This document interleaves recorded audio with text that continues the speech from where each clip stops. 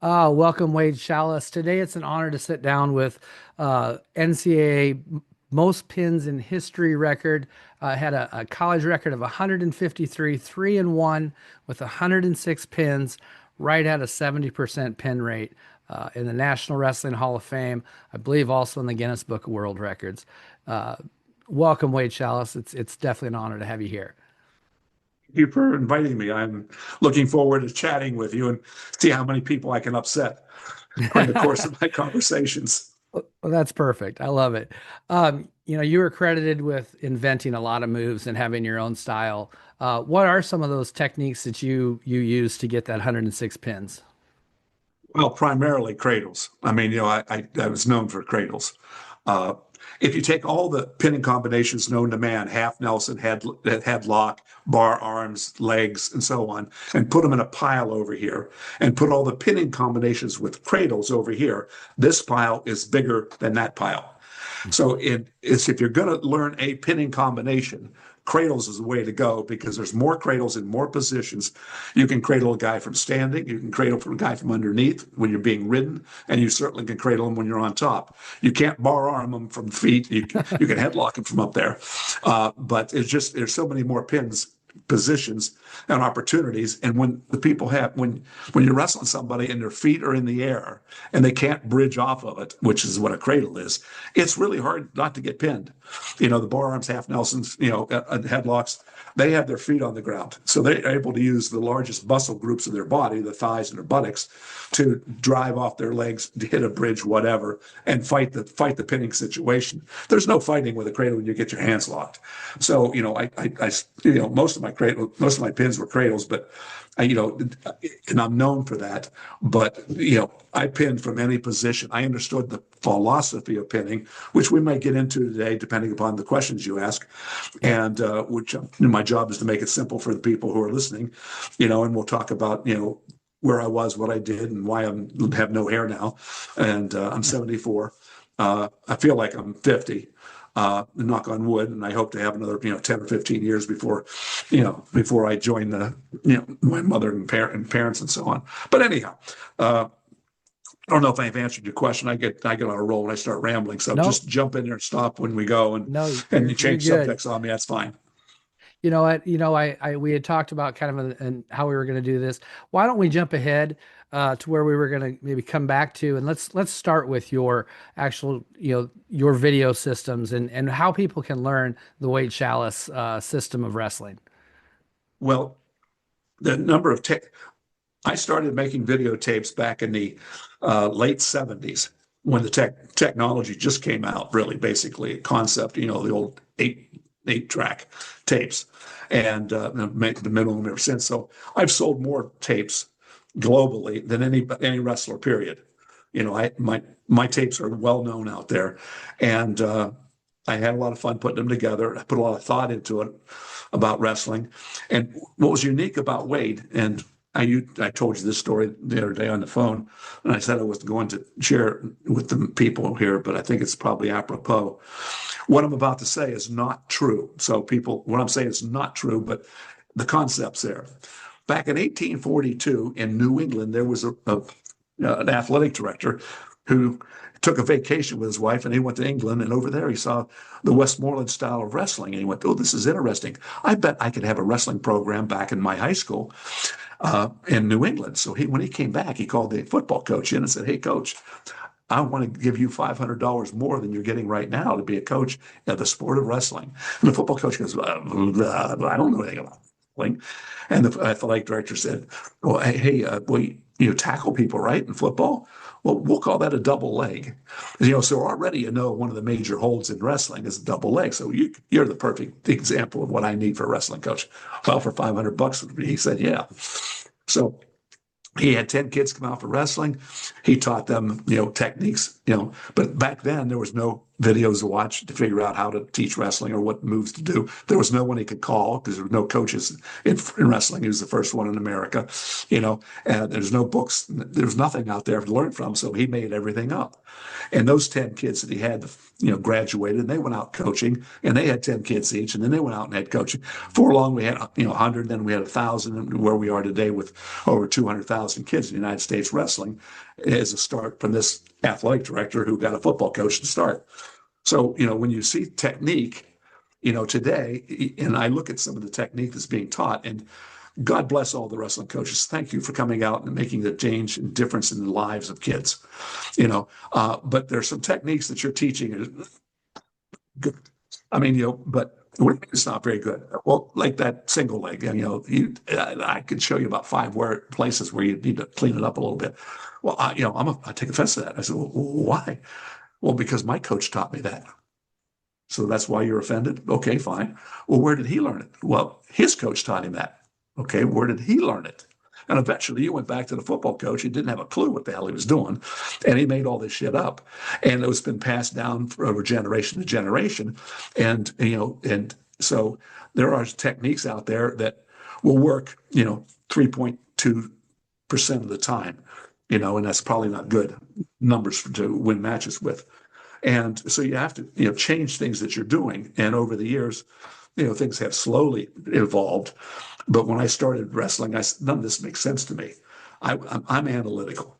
I'm not very political. I have a tendency to upset people because I'll say things that I shouldn't say. Probably my mother would say, "You can't say that," But the object is to move the sport ahead quickly. And if I have to kiss your shoulders, and talk slowly, it's going to take 18 years to make a change. I want to make a change by tomorrow. So sorry if I offend, but I'm going to give it to you here straight in the face, and that's what I try to do because I'm trying to move the sport ahead fast, and not wait for it to evolve over 2 decades. And so I come up with the techniques, and as an example, when I was wrestling back in the 60s and 70s, I would like to get up on the guy when I'm riding on top. I would get up on the guy's head, a near side one-on-one, lean up high on the head, and get away from his buttocks, his thighs, and all the coaches. No, wait, damn it! You have to pick up on it. You have to get back. He's going to reverse you, coach. No, he won't. I said, well, why do I want to go back there? His thighs are this big around. My arms are this big around. I'm not a farm kid. I don't have a big biceps. I can't win back there with those massive glutes back there in the thighs. I need to get up there because I'm thinking, coach, that his thinking is up here in his brain. And the oxygen comes up from the lungs through the neck. And, the thinking, if I can cut this off and slow this down, I'm going to get his attention. I can't get his attention back there hanging onto his butt. That's why I'm up here. No, you're not listening, Schalles. You got to get back and listen. Coach, I'm not doing it. So I would fight the coaches on some of this stuff. And eventually everyone's doing that and nobody picks up an ankle anymore. Basically, they get up on the head, but I was the first one to go, this is just stupid. I mean, logic said, I want to, if I can cut your thinking down, if I can cut the air flow to your brain and to your lungs down, I have a good chance of, screwing up your system here, and I'm going to turn your ass over and pin you. So, I got up there and we had some success there. So everything I did was, I would wrestle off my back sometimes, and I had elevators. I'd, flip a guy over. You got to go to your belly, get your base. Why? Because that your coach taught you that, his coach taught him that, who went back to the football coach and didn't have a clue what the hell's going on. Let's start thinking about some of these things on what we need to do. And people thought of me as being a garbage wrestler because I would do things that were uniquely different. I would use the word unique and they would call it garbage, but whatever, a point of view. And I say, no, I'm sorry, you're wrong. It's garbage wrestling. So for a 5, 8, 10-year period, I was known as a garbage wrestler. Well, in high school, wait, you might get away with this in high school, but in college, they're going to kick your ass, trying to do this stuff. Well, we'll see. When I got to college, it wasn't true. I made a mark for myself in college and high school, doing the unorthodox stuff. and garbage wrestling. And, and then after a while, they realized that, well, maybe Schalles has a couple points that might be good. Never giving it, coaches don't want to give Yeah. anybody credit, uh, for being different or changing the sport somehow. And they'll fight you tooth and nail not to change, not because they don't think it's good. They don't want you to get the credit when they want to get the credit. So they'll tell you, you're wrong when you're right, because they didn't come up with the idea and they're not going to get credit for it. I don't want credit for any of this, although I'm going to brag today during our conversation of some of the things that I've done in the sport of wrestling. Because now I've done enough that people have to look back and go, well, he did this and this and this. This son of a bitch probably, he's pretty creative, and look at what he's done and how he's changed the sport. After, a couple of years of being called garbage wrestler, people go, well, he's funky. Well, I won't call him garbage, because he's working. It's working, Yeah. so we'll say it's funky. I said, well, how about the word funk? Let's get rid of the E part of funky and let's call it funk wrestling. I'll meet you halfway on that. So then it started to become acceptable. It's not garbage wrestling, it's funk wrestling. So it's acceptable. It's a different term. It's milder. Coaches could then say it's funk wrestling as a style. And then for many years, funk became what it is today. So, you're seeing, you get people who were creative that made the sports, with what it is today. The Bo Nichols, the Gene Mills, the Ben Askrens, today Mesenbrink from Penn State. When Mills was wrestling, when he was up by 8 points, he was pissed off that he wasn't up by 15. When he was up by 15, he was livid that he wasn't up by 22. And that's the way he wrestled. That was my mindset as well. And Bo Nickel wrestled that way in Mesenbrink, and people would show up, Askren, to watch them wrestle. They didn't give a shit about the other 9 weight classes. They wanted to see Ben Askren because Ben was off the wall. He was funky, or a Yeah. funk wrestler. Hmm. Garbage wrestler. Ben, garbage. No, but he filled the gyms. Mills filled the gyms. Nickel filled the gyms at Penn State. Mesenbrink's doing the same thing at Penn State, although they're winning an awful lot, and that's not the reason everybody's there. But I want to give him credit for his style and his attitude. And Mesenbrink was coached in high school by Ben Askren. Yep. So, there's an Yep. evolution there. And I wonder where Askren got a lot of stuff that he was using. Um, Did he maybe and have so a on. legal pain? Yeah, legal pain. So the videotapes that I have, I've sold more than anybody else in the world. And I got a great compliment this year. A young lady from California at high school won the Schalles Award. We have the annual Schalles Award, which is, I give out 4 of them a year. The greatest high school pinner in America for the Wow. males and for the females, and the greatest high school college pinner in America collegiately, women and the guys. And the high school women's winner was from California, and her father did it. Wrote what they called and asked him how his daughter did what she did. I think she had 143 pins in high school, Wow. and her father said the only reason she pinned everybody because she had Schalles tapes. We bought those tapes. We analyzed the pinning, the cradles, the bar arms, and chicken wings, and how they worked.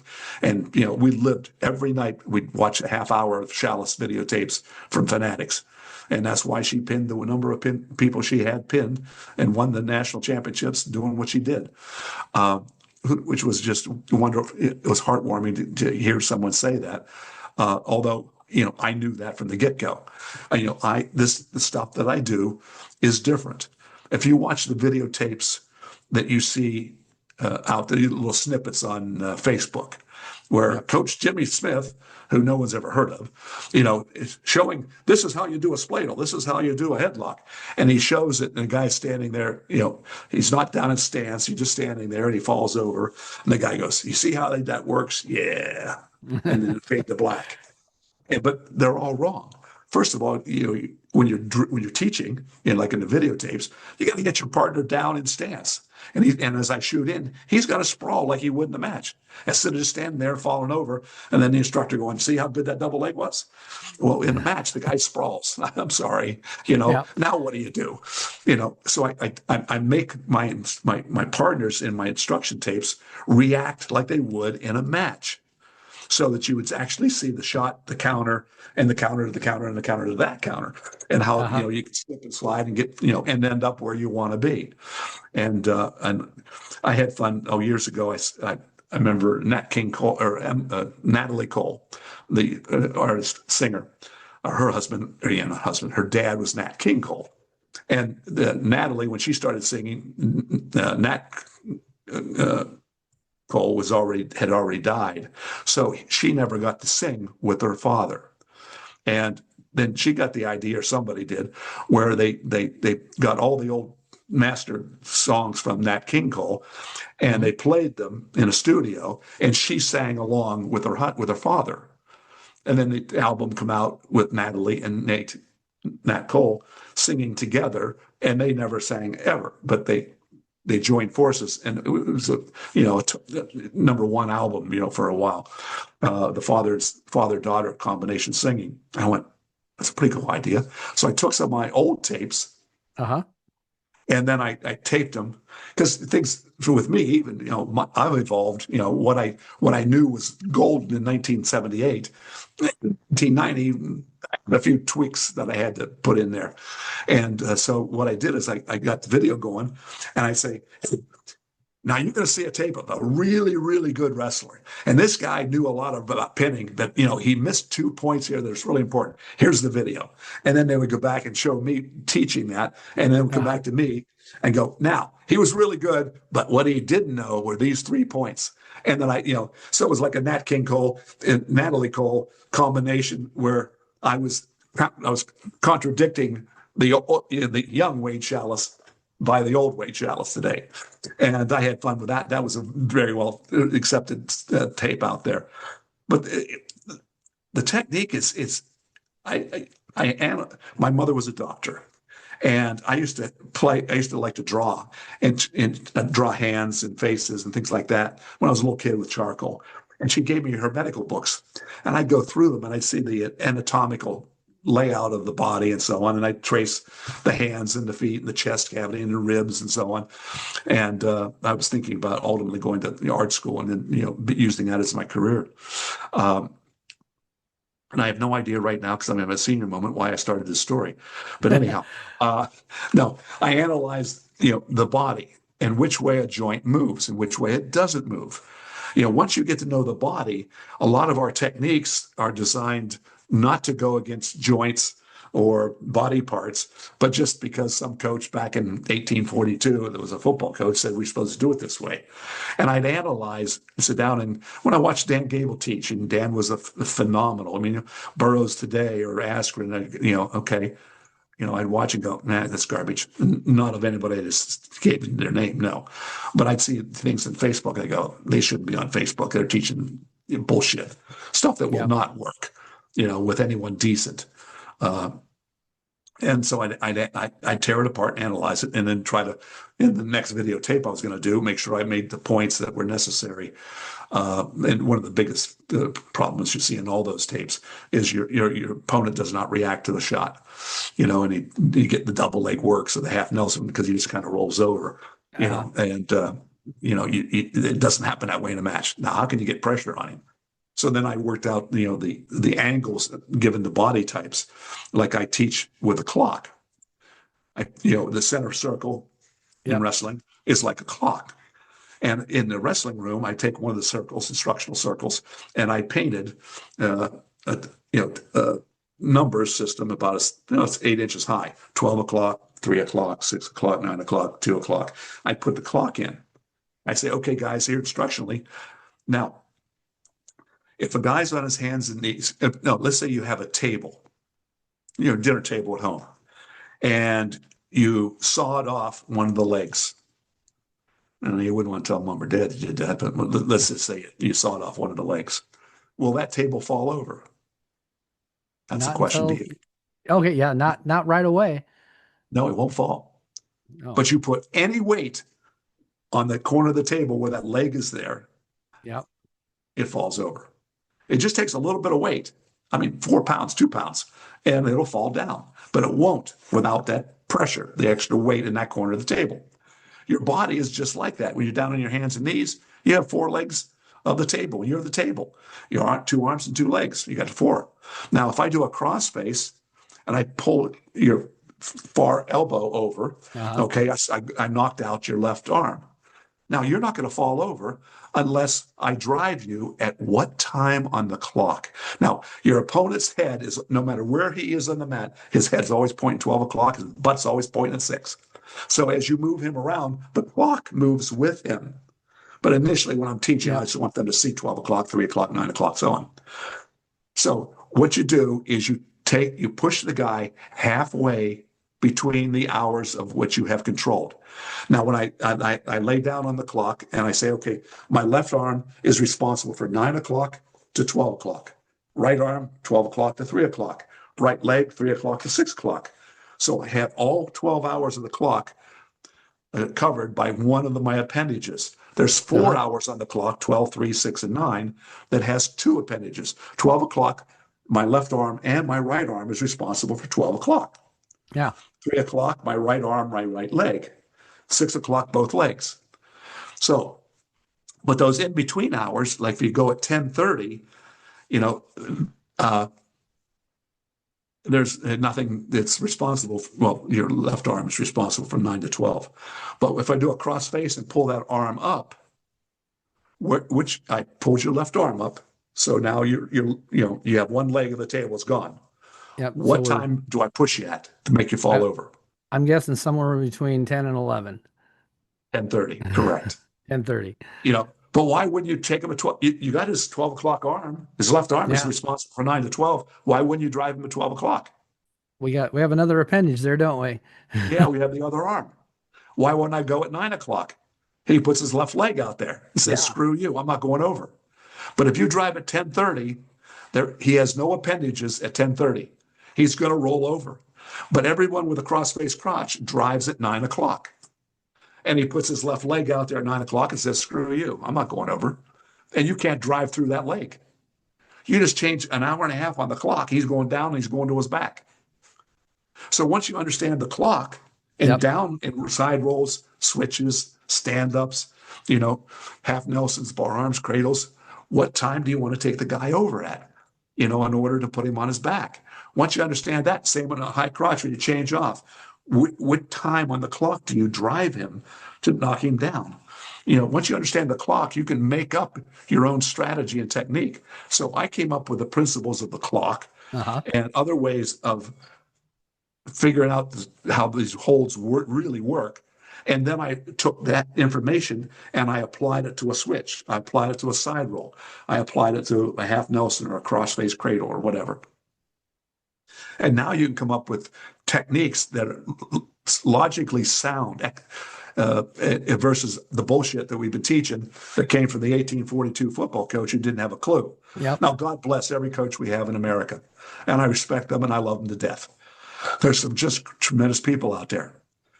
But they've been teaching what they've taught, what their coach taught them, just like, what your mother and father taught you about how to use utensils when you go out to eat in a restaurant. Do you just grab it like this? Or do you hold the fork a little differently? They teach you, and you learn that, and now you know how to eat at a restaurant.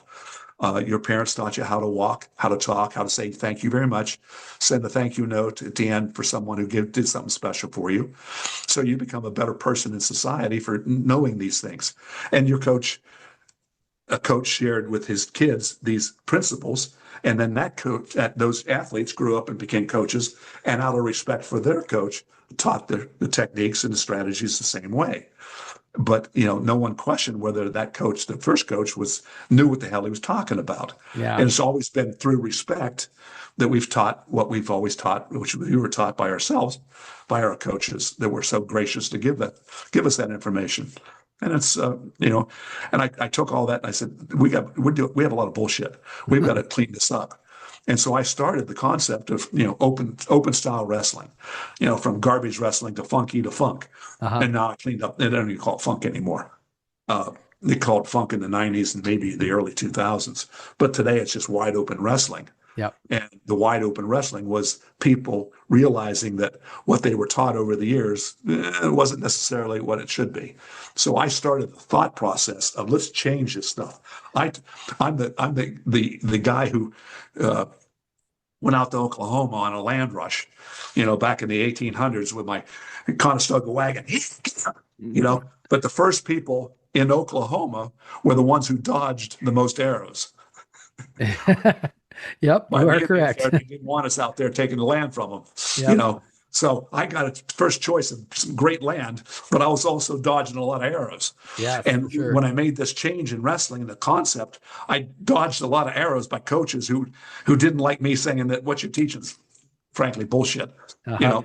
But and so the person who gets credit for this wide open style today, me, Yep. because I was the one that ducked the air more arrows than anybody else. Yeah. Now there's been a lot of great people like I said, Bo Nickel and Aspirin Askren. and yep. God, I've been praying for Askren. I've hated Oh what's yeah, going on with his in his life. What a great human being Ben is, for sure. good friend. And I hope I pray for him every night. He's just but he's so goddamn tough. You can't kill him. That's right. you That's know, right. oh boy, Um, Ben, keep Wade, going for it. I was at a clinic in Montana that you did for a youth, and one of the things that I saw and I noticed, you reverse engineer a lot of moves. You started on the back and you taught the kids about pressure, how much of your weight was on their body depending on whether they were on their knees and stuff. I thought it was a great lesson. I think it's something that I'd love to include into this. So youth coaches could learn this, high school coaches could learn this, college coaches could learn this. High school coaches, pay attention. Your 1842 coach taught a double leg, stance, motion, level change, penetration, finish up. Hmm. And then they teach you in that order. They teach you stance. You know, hands at hip height, head up, knees bent, feet shoulder width apart, yada yada. And how do we pitter patter left, pitter patter right, forward and back, and then they teach you a drop step, level change. No, they teach you level change next, and then after you blow the whistle, down, back up, move around, down, back up, move around, down again. Okay, now we're going to teach drop steps. Here's how the drop step works. Let's go back to our stance now. All right, stance. All right, motion. Okay, level change. Okay, penetration. Good. Now come on back. Let me teach you the finish up, how to knock them down. Okay, so we go over that. Then we go back to our feet. Okay, stance. All right, motion. All right, level change. Okay, now penetration. And if I have you do those things 5 seconds each, how much time did you spend drilling the takedown on stance? Oh, not very. You spend like a fourth of the time actually finishing the takedown. A fifth of the A time. fifth. Okay, It's five I phases: lost stance, my I motion, lost my. level change, penetration, finish up. Yep. So you spent 25 seconds on stance. You spent 20 seconds on level change, Yep. 15 seconds on penetration. And Hmm. then and then you've ultimately 5 seconds on the finish up. So as you start your takedown, do you get better as you go forward into your takedown, or do you get weaker Yeah, you because you definitely. spent less time on it? Yep. So why, how many times once you get in on the legs, you got to finish the damn thing. Coach, I tried, but he didn't because he never had practice to finish it. He only Yeah. had 5 seconds of the finish up, but he was a star on his stance Yeah. because he spent 25 seconds there. Who Uh-huh. gives a shit about the stance? I care about the finish up. Yeah. So, and then have you ever heard a coach? Now, here we go. Coaches, pay attention here. Mhm. Has this ever come out of your mouth? Johnny, God bless it. When you start taking the shot and you start going in, you can't stop. You got to keep going. You get in there and you stop all the time. Okay, show of hand, coaches who listen to this podcast. How many of you have said that? And how many times have you said that? And you're blaming the athlete for stopping halfway through that shot. Well, let's go back and analyze how you taught. You taught them motion. And then you said, coach, stop. Now we're going to learn It's stance. Then we're going to learn Yep. motion. So stance, motion, stop. Good job. Yeah, you're getting it. Now we're going to learn level change. They do level change. Stop. Now you got stance, motion, level change. We're moving right along. Good job, guys. And then you did, so on. So by the time you're done, you taught your kids to stop 4 times during that Hmm. takedown. Yep. And you wonder why the hell they stopped during a match? It's what you taught them, coach. It's your fault. You taught them to stop 4 times during the shot in practice. Yeah. Now, you didn't know you were doing that. They didn't know that was being taught to them, but that's what the outcome was. I believe in reverse instruction. The first week and a half or 2 weeks of practice, I'm not worried about conditioning. They'll get in shape on their own. I don't worry about that crap. I teach them how to pin, pin, pin, pin. Then I teach them how to roll over and pin. Then I teach them how to chop them down, roll them over, and pin. Then I teach them how to knock them down, roll them over, pin. I go 5, 4, 3, 2, 1. If I was doing the high crotch, I would get them in on their knees on the high crotch position with the leg trapped. Ready? Go. Change off, drive across, take him down. Very good. Come on back. Do it again. All right, now we get down in a level change. Ready? Drop step, change, knock him down. Great. We do that a couple times. Then we come back and go, all right, now we need a level change, penetration, finish up. Then we go stance, level change, penetration, finish up. So we're backing out. So at the end, they spend 25 seconds on the finish up, Yep. 20 on the change off to a double, and so on. Then 5 seconds on the stance. So as they get closer to the takedown, they get better because they've practiced it longer. And during those stoppages, they didn't really stop. When they ended up penetration, change off, take him down. There was no stoppage in there. Level change, penetration, finish up, take him down. And you do the same with the half Nelsons and when you're pinning. You teach pinning first on their back. How do I make them go? you know, Yep. and get the pin, and then we back up out of there. And the last thing I teach is how to, cross face crotch, how to knock them down. That's the last phase that I teach. So you teach reverse instruction, so you don't have any stoppage in the middle. I mean, that drives coaches crazy, and it should. It would drive me crazy, but it's your fault, coach. Yeah. Not because you did it on purpose, It's, but fortunately you're listening to this and going, well, I'm not sure I like the guy or I don't like the guy, but I think he's making sense, I know. and that's what Yeah. I'm trying to do. This makes sense here. Yeah, it definitely does. And I really, I've changed. Not 100%. I'm still learning. I'll be 55 this year and still learning, some strategies and coaching, but I love that strategy. Um, let's go back a little the direction we were going to start. Where do you think we're at today? Wrestling numbers seem to be going up, but we had a conversation the other day and you really kind of laid it out on how fragile, our college wrestling system is right now. Not college system, wrestling, Just wrestling. Okay, wrestling in just gen. wrestling. Yeah. Now, I will use college as an example, but it's true at the high school and the junior high or middle school, and now in the elementary programs as well. Yeah, we got a boatload of wrestlers wrestling, but it doesn't. It's the best sport out there. I mean, I've only met one person in my entire life that drank his lunch out of a brown paper bag sitting on a street corner who wrestled. Yeah. Everybody who comes through wrestling. We have more presidents of the United States have wrestled than any other sport. We have more people actually walking on the moon who wrestled than any other sport because they were from the Naval Academy, the astronauts, and wrestled at the Navy. We have as many CEOs in America that have wrestled as participated in any other sport. It's an amazing sport, but it's tough. I mean, you get the hell beat out of you, and you get knocked down. You got to get back up. That's what makes you tough.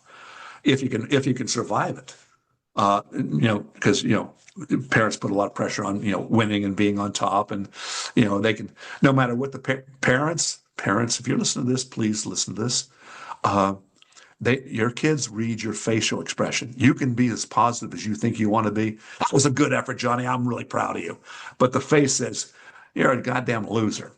Now they don't say goddamn and they don't say Yeah. loser, but their faces, they can tell when they've disappointed mom or dad, and you've got to put that fake face on, that says, I'm proud of you for trying wrestling and sticking out. It's very tough.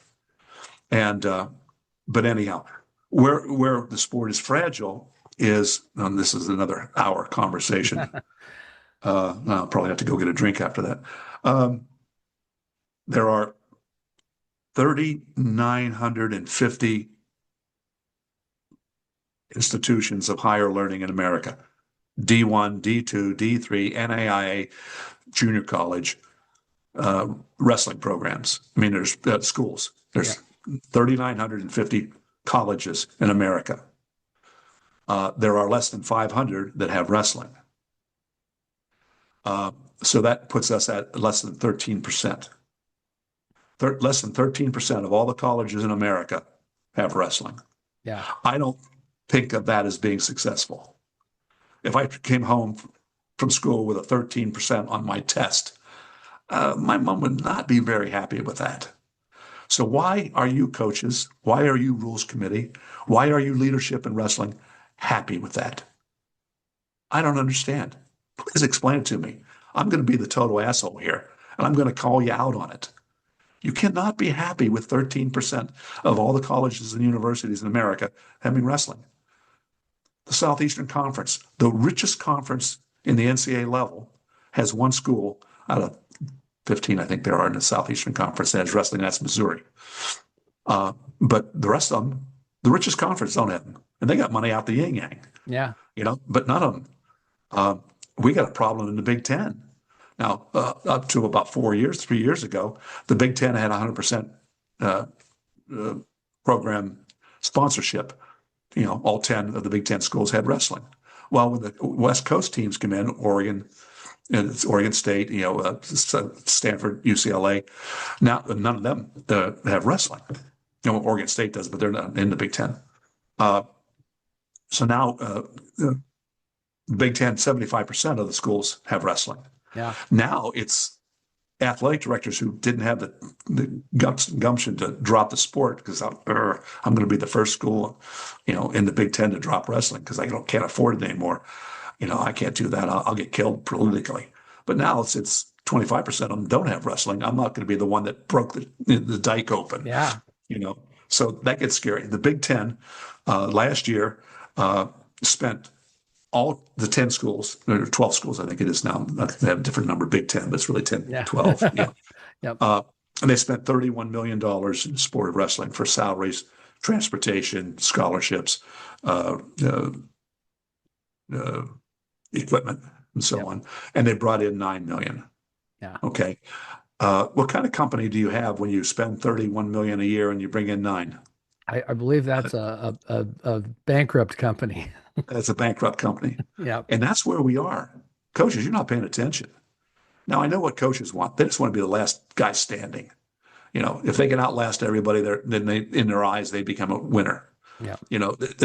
When Northern Illinois wrestling dropped, I think it was 3 years ago, not one coach, because I talked to the athletic director, not one coach in the conference called the athletic director and said, I disagree. What can I do to help out over there?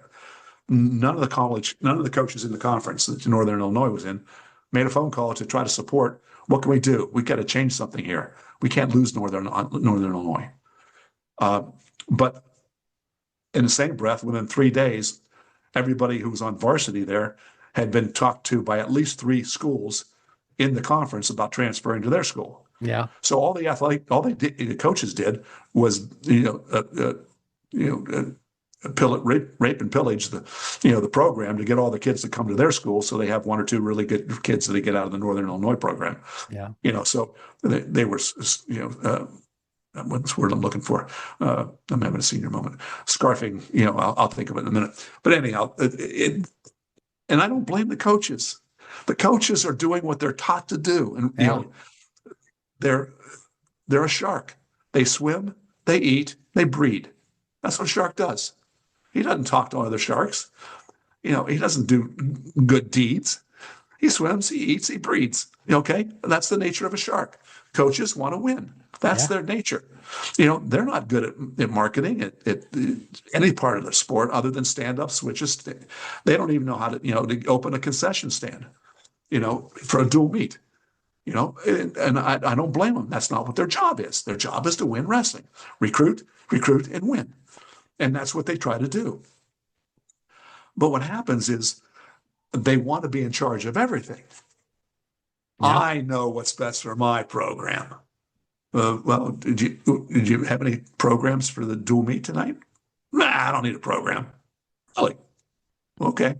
Why do they have programs when you go to watch, Gone with the Wind and Broadway? Why do they give you a program when you walk in?